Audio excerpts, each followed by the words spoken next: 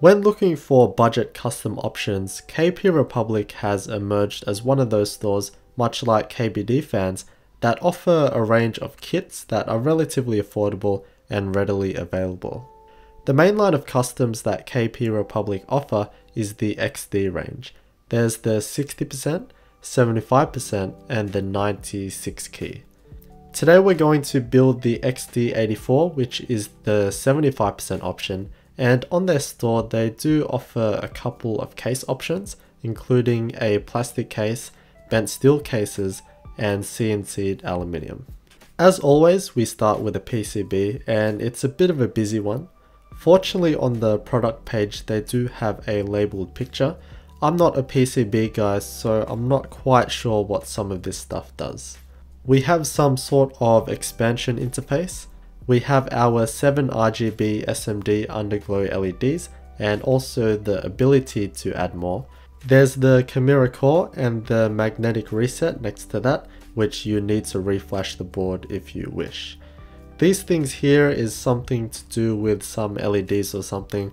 And finally, this is powered by mini USB.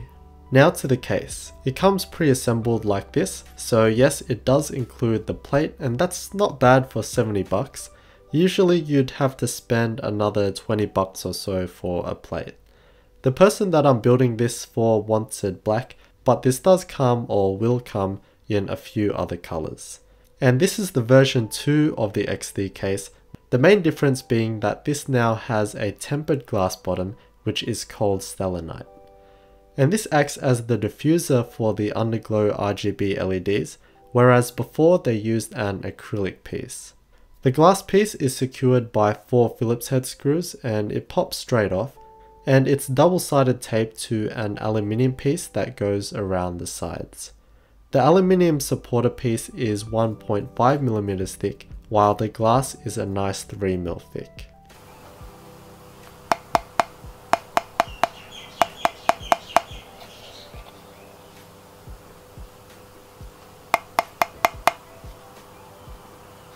When I asked why they changed the glass, they mentioned that some customers were having issues with the acrylic cracking.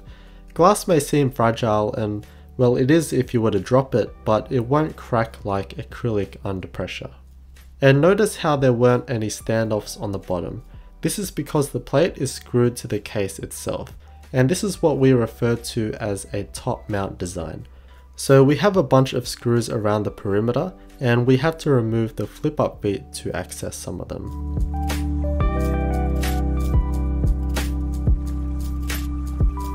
The plate is made from 1.5mm thick aluminium, so it's quite light, and it has a nice smooth finish to it, and we can see that it has some decent layout compatibility, so you can pretty much do whatever besides split spacebars. We're just going to use some Gatoron Reds for the key switches, which is a light linear switch and is relatively smooth. When first putting them in, it doesn't sound and feel very convincing at all, even though it's all screwed in, but that will change later.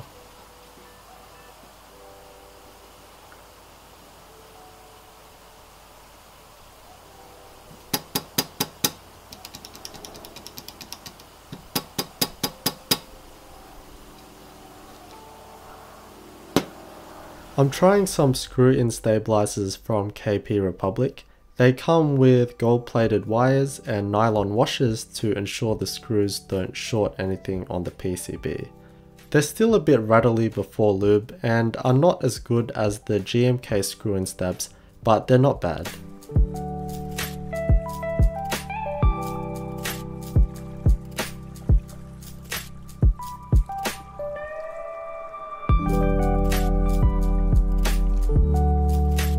As always, I won't go through soldering again. I'll leave some soldering tutorial links in the description if you want to learn how to solder. But with keyboards, for the most part, it's just very simple through-hole soldering. I also installed 1.8mm white LEDs for each key.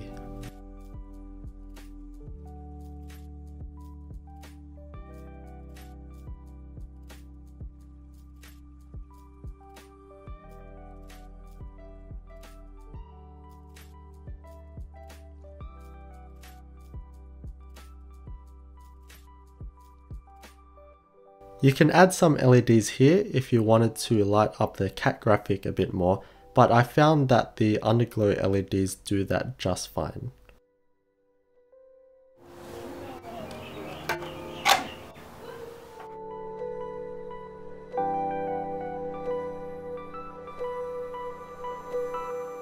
One thing that I thought was pretty cool were the rubber feet.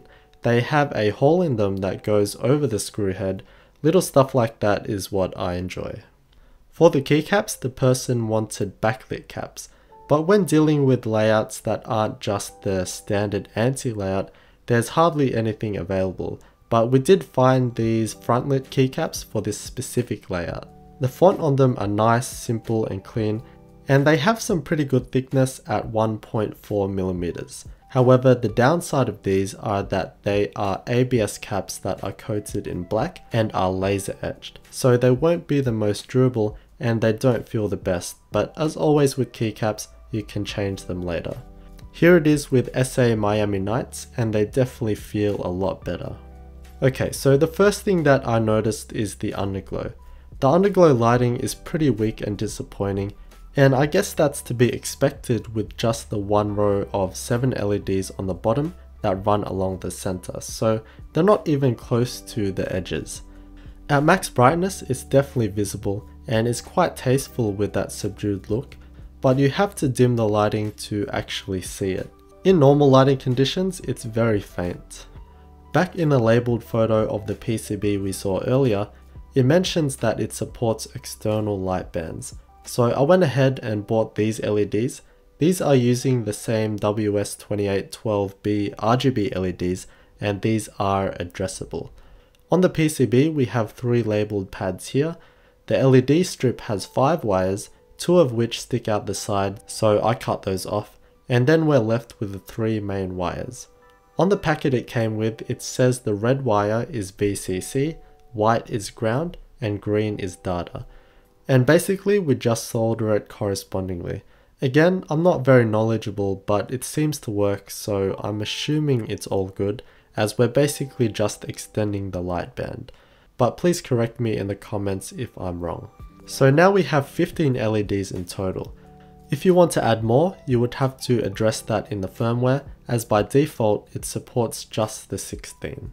And here's the PCB all done and ready to go. We have our LED strip wired up and secured by some hot glue. It does have an adhesive backing, but there's no real surface to stick it on, and it also protects it from potential shorting. And yeah, it makes a huge difference, especially since the LED is now right at the front where we look at our keyboard. It's now super bright. And even in bright room conditions, it's very visible, and with lighting, it's good to have options, as we can always turn it down when we feel like it.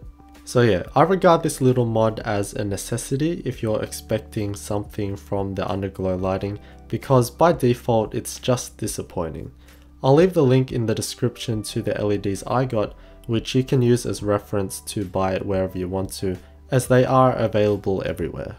But more on how it looks. I really like it. It looks like a strip of light coming out from the bottom of the board, so you don't really see it directly, rather you see the reflection of it on the table. You can go through the different colors, which is useful to potentially match a setup, and we also have our RGB modes, which just consist of RGB cycling and RGB wave. From a normal sitting position though, the RGB lighting does peek through the PCB and plate, in particular through the bottom row because of all its layout compatibility. So maybe that's something you can cover up with electrical tape on the PCB. Although the positive is that we get to see that cat peeking through under the spacebar. The glass works really well, as it doesn't really need to diffuse a whole lot anyway. But yeah, I'm really happy with the glass. It gives that extra bit of heft in comparison to the previous acrylic, and it just feels more premium, and it's a unique feature that isn't very common. And of course it looks great with that reflective surface.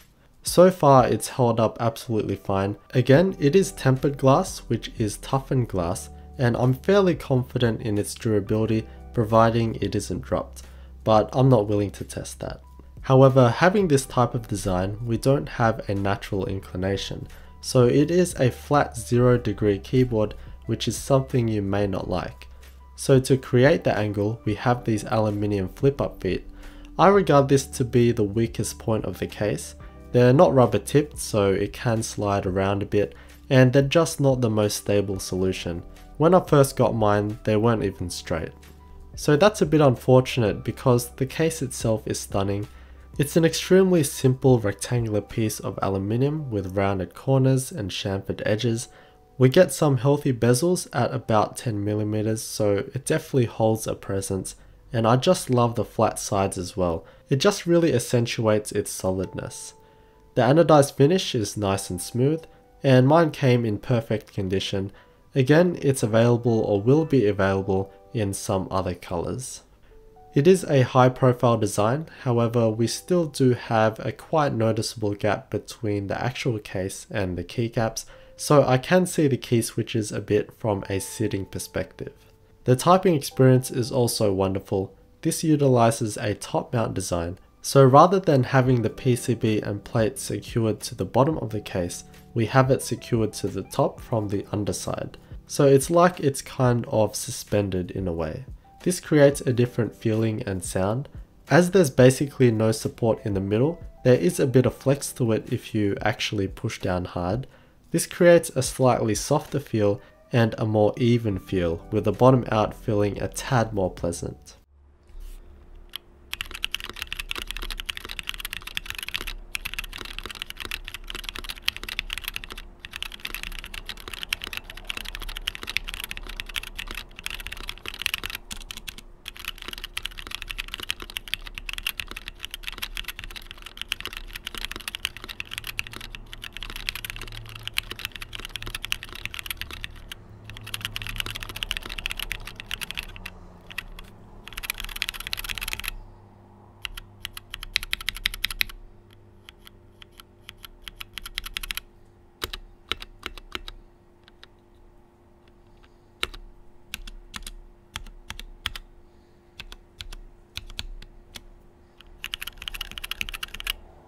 I've seen some complaints for the XD96 how there's some flex in the corners as there aren't any screws there, but for this XD84 I didn't have any issues. I mean, you can make the corners drop a little bit, much like tray mount boards, but only if you put an unnatural amount of pressure, much like the rest of the case. Overall, I found it to be a very good kit. The obvious alternative and competition for this would be the KBD75 from KBD fans.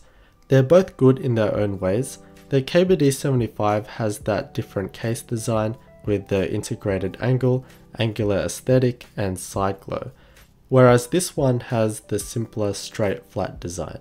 And then the KBD75 is tray mount, whereas this is top mount. The KBD75 PCB is compatible with this case, and that natively supports QMK, which is easier to deal with. The case is stunning in my opinion, but it relies on the dodgy flip-up feet for angle. The glass diffuser is something quite unique that I haven't experienced before. Usually it's acrylic, but this adds another level of class. And finally, it's a 75% keyboard. It's a great layout if you want the 10 keyless primary functionality with the dedicated arrow keys and function row, but in a more compact form factor. But yeah, for this price range, this is a great choice for a custom 75% keyboard.